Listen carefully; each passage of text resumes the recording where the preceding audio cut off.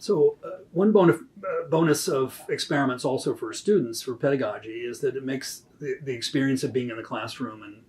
and being talked about more memorable. So we don't have evidence on this, but I think students probably, when they think back on things that happened in the blizzard of college courses, they'll remember, say, having done something unusually interesting or something odd in an actual experiment. It puts them in the role of kind of acting or behaving like the people the theory is about. The theory becomes about them, and also as an instructor,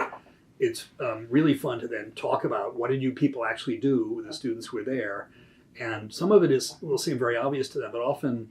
particularly like trading in complicated markets, they really don't have. They have a subject side view, like a tree view of the forest, but they don't really see all the demand and supply interacting in the way that it is written down on the classroom blackboard.